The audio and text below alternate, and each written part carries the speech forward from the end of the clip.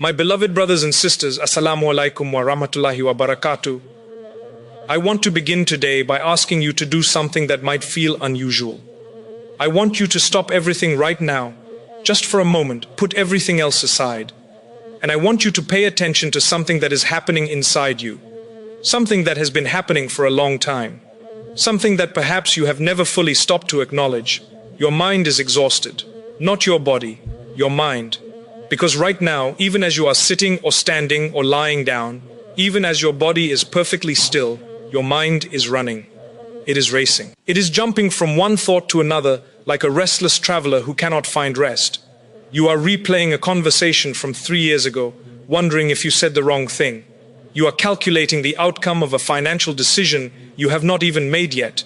You are imagining the worst version of something that has a 99% chance of never happening. And you are tired. You are so deeply, profoundly tired. Not from doing too much, but from thinking too much. My brothers and sisters, what I just described is not a small thing. It is not a personality quirk or a minor inconvenience. It is one of the most widespread, most destructive, most spiritually dangerous conditions of our time. It is called overthinking. And today I want to have a real conversation about it. Not a surface-level conversation. Not a list of tips and techniques. I want to go deep. I want to show you what overthinking truly is at its root, where it comes from, what it is doing to your heart, your faith, and your life. And most importantly, I want to show you the divine solution that Allah has already given us. A solution that has existed for over 1400 years. A solution that has brought peace to hearts in the darkest of circumstances. A solution that will work for you if you are willing to truly receive it. So stay with me. Every word of what I am about to share, I want you to carry with you. Because by the time we are done today, I want you to walk away lighter than you came. My brothers and sisters, let us begin by understanding something important. The mind is one of the greatest gifts Allah has given to human beings. It is a magnificent, extraordinary tool. It allows us to reflect on the beauty of creation, to understand the words of Allah, to solve problems, to build and create and contribute. But there is a condition. The mind is meant to be your servant, not your master. And for so many of us, somewhere along the way, that relationship flipped. The servant became the master. And now the mind runs constantly, without permission, without pause, without rest. It goes where it wants, when it wants, and you feel powerless to stop it. This is overthinking. And at its deepest level, it is not a thinking problem at all. It is a trust problem. When you overthink, what are you actually doing? You are trying to figure everything out by yourself. You are trying to calculate every possible outcome, to prepare for every possible disaster, to control every possible variable. Because somewhere deep in your heart you are afraid. You are afraid that if you stop thinking, if you stop planning, if you stop worrying, everything will fall apart. But my brothers and sisters, think about what that fear is really saying. It is saying, I do not fully trust Allah. I know that sounds harsh. I say it with deep love and with full acknowledgement that this struggle is one I know many of us share. But let us be honest with each other, because honesty is the beginning of healing.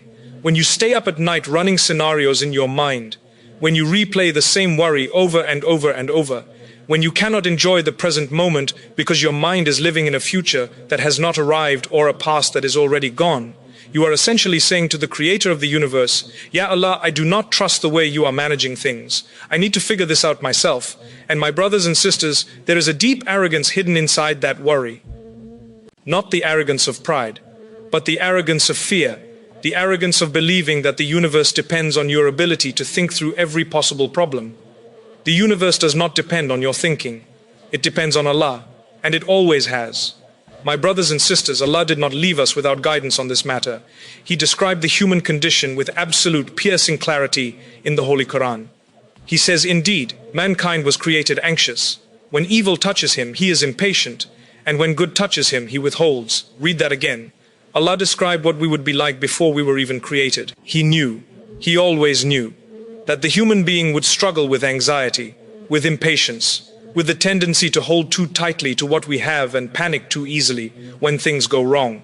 And then, immediately after describing this condition, Allah gives us the remedy. He says, except for those who pray, not except for those who think more clearly, not except for those who plan more carefully, not except for those who worry less, except for those who pray. The solution is not in the mind. The solution is in the posture of the heart toward its Lord. When you pray, when you stand before Allah, when you bow your head in prostration, something extraordinary happens. You are physically, bodily, declaring the truth that your mind has been refusing to accept. You are saying, I am small, and you are great. I am limited, and you are infinite. I cannot see what is ahead of me, but you can see everything. I do not know what is best for me, but you know everything. Placing your forehead on the ground in sujood is the physical antidote to overthinking, because in that position there is no room for arrogance. There is no room for the belief that you can figure everything out. There is only surrender, and surrender, real surrender to Allah, is where peace lives. My brothers and sisters, let me take you back to one of the most powerful moments in the history of humanity. The Prophet Ibrahim, peace be upon him, was thrown into a fire, not a small fire, a massive, roaring, catastrophic fire, built by an entire nation, specifically designed to destroy him. The people who threw him in were absolutely certain this was the end. Now let us think about what the mind of an ordinary human being would do in that moment. It would race, it would calculate. How hot is this fire? Will I survive? Why is this happening to me? What did I do wrong? What can I do? Is there any way out? But Ibrahim, peace be upon him, did not do this. He looked away from the fire entirely. He looked toward the Lord of the fire, and he said, Allah is sufficient for me, and He is the best disposer of affairs. And then something happened that no amount of thinking, no amount of planning, no amount of human effort could ever have produced. The fire became cool, the fire became peaceful. For him. My brothers and sisters, do you understand the magnitude of what just happened? The fire did not disappear. The fire was still there, but its nature changed. Because Ibrahim, peace be upon him, stopped trying to solve the fire with his human mind and simply trusted Allah with the fire. And this is the lesson. The fire in your life, your financial pressure, your health concerns, your broken relationships, your uncertain future, that fire is not the problem. The problem is that you are trying to put it out with the limited water of your own thinking, and you cannot, you were never meant to. When you stop overthinking and start trusting Allah, the fire does not necessarily disappear. But something far more miraculous happens. The heat leaves your heart. The panic leaves your chest. The restlessness leaves your mind. And you are able to walk through the fire with a peace that the people watching you cannot understand. This is what Allah does for those who trust Him. He does not always remove the trial. He removes the crushing weight of the trial from the heart of the believer. My brothers and sisters, let me speak now about something that I know many of you will recognize immediately, the what-ifs. What if I lose my job? What if this illness gets worse? What if my children go astray? What if this marriage does not work? What if I never find what I am looking for? What if things never get better? We live inside these what-ifs. They follow us from the moment we wake up to the moment we try to sleep, and then they follow us into our sleep as well. But my brothers and sisters, I want to give you a different set of what-ifs. A set that comes from the names and attributes of your Lord. What if Allah is the most merciful? And what if that mercy is surrounding you right now, even in this difficult moment? What if Allah is the all-wise? And what if every single thing that feels confusing and painful in your life right now is part of a wisdom so vast and so beautiful that you simply cannot see it yet from where you are standing? What if Allah is the one who opens doors? And what if the door that seems permanently closed in your life right now is simply not the right door for you? And what if the door He is preparing to open for you is beyond anything you have ever dared to imagine? What if Allah is the one who is near? And what if He is closer to you right now in this moment of anxiety and struggle than He has ever been? My brothers and sisters, when you shift your what-ifs from your fears to the qualities of your Creator, something remarkable happens. Your brain actually begins to calm. The racing stops, because you have given your mind something it cannot argue with. The absolute, unchanging, perfect reality of who Allah is. You cannot outthink the names of Allah. You cannot find a scenario that is worse than His mercy. You cannot find a problem that is bigger than His power. And when you truly internalize this, the what-ifs of fear begin to lose their grip, because they are replaced by the what-ifs of faith. My brothers and sisters, I want to share with you something that sounds simple, but is profoundly powerful. You cannot be anxious and grateful at the same time. It is not possible. The two states cannot fully occupy the heart simultaneously. Try it right now. Right now, in this moment, name 3 things you have. Not things you want. Not things you are worried about losing. Things you have right now. Your breath. The ability to hear these words. The fact that your heart is beating without you having to tell it to. The eyes that can see. The hands that can hold. The people in your life who love you. Feel the gratitude for even one of these things, genuinely, and notice what happens to the anxiety. It retreats, not because your problems disappeared, but because your attention shifted from what is missing to what is present, from what you fear losing to what you already have. Allah says in the Holy Quran, if you are grateful, I will surely increase you. This is not just a spiritual principle. This is a divine law, as real and reliable as any law in the physical world. Gratitude activates increase, and gratitude also, as a direct byproduct, silences anxiety. Because anxiety is fundamentally about the future, about what might go wrong, about what you might lose, about what might not come. But gratitude is about the present, about what is already here, about what has already been given, about the God who took care of you yesterday and is the exact same God taking care of you today. When you practice gratitude consistently, you are training your heart to live in the present, where Allah's mercy is always available, rather than in the future, where your fear is creating scenarios that may never happen. My brothers and sisters, I need to speak now to those of you who are not just worried about the future. You are also haunted by the past. You are overthinking because you are living in a tomb of your own making. You are replaying your mistakes, rehashing your regrets, reliving moments that are gone and cannot be changed, judging yourself again and again for things that Allah has already forgiven. And I want to say something to you directly and with the full weight of what I believe. Stop it, not harshly, with love. With the love of someone who wants you to be free. Allah says in the Holy Quran, say, O my servants who have transgressed against themselves, do not despair of the mercy of Allah. Indeed, Allah forgives all sins. Indeed, it is He who is the forgiving, the merciful. All sins, not some sins, not easy sins, not the sins of other people. All sins. If you have repented, if you have turned back to Allah with sincerity, then your past is written, sealed and forgiven. It is done. It is finished. And continuing to replay it is not humility. It is not responsibility. It is a form of refusing to accept the mercy of Allah. And that, my brothers and sisters, is the real tragedy. You are standing outside a door that Allah has opened for you saying, I do not deserve to walk through. And Allah is saying, I already know that. Come in anyway. Stop reading a book that has already been finished. The chapter of your past mistakes is closed, not because you were perfect, but because Allah is merciful. And His mercy is greater than your worst moment. Always. Begin the new chapter, with the pen of repentance, with the ink of hope, and with the full trust that the God who knows every single thing you have done and every single thought you have had still loves you, still wants good for you, and is still fully capable of giving you a beautiful future. My brothers and sisters, the Prophet, peace be upon him, gave us one of the most powerful and liberating descriptions of this world ever uttered. He said, be in this world as though you are a stranger or a traveler passing through. A traveler passing through. You do not build a permanent mansion on a bridge. You do not agonize over the decor of a hotel room you will check out of tomorrow morning. You do not overthink the furniture in a transit lounge. And yet, we are doing exactly this. We are treating this temporary world as though it is the final destination. We are building our entire emotional and psychological lives around things that are, by their very nature, passing. Jobs, money, status, people's opinions, the endless comparison with everyone around us, and we are exhausted by the weight of it all. My brothers and sisters, this world is the bridge, Jannah is the home. And when you truly internalize that, the small things that are currently crushing you begin to look exactly like what they are. Small things on a bridge you are passing through. The worry about what people will say. Small thing on a bridge, the anxiety about your image and your reputation. Small thing on a bridge, the obsessive planning about a future that only Allah controls. Small thing on a bridge. This does not mean you do not work. It does not mean you do not plan. It does not mean you do not take the practical steps available to you. You do all of those things. But you do them from a place of peace, not panic.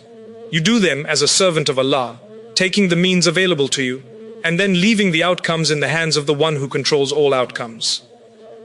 And then you walk across the bridge, with dignity, with faith, with your eyes on the horizon. My brothers and sisters, I want to say something that I need you to truly hear. The weight in your chest is not yours to carry. You were never created to carry the weight of the universe. You were created to be a servant of the Lord of the universe. And those are two completely fundamentally different things. When you overthink, you are trying to do a job that does not belong to you. You are trying to be the provider, the protector, the planner, the controller of your own destiny and the destinies of everyone you love. And this is why you are so tired. You are working a job that no human being was designed to work. The provider is Allah. The protector is Allah. The planner is Allah. The controller of every destiny is Allah. Your job is to trust Him, to worship Him, to take the means available to you, and then to hand Him the steering wheel of your life with complete, sincere, unwavering trust that He knows exactly where He is taking you. And I promise you, the moment you truly do this, not just with your words but with your heart, something changes. The heaviness in your chest begins to lift. The racing in your mind begins to slow. The panic that has been your constant companion begins to quiet. Because you have finally stopped doing a job that was breaking you, and you have given it back to the one it always belonged to. My brothers and sisters, let me now give you something practical, because inspiration alone fades, and what I want for you is lasting change. The first thing, every morning, before your mind starts running, before you check your phone, before the world floods in, give Allah the first 5 minutes of your day.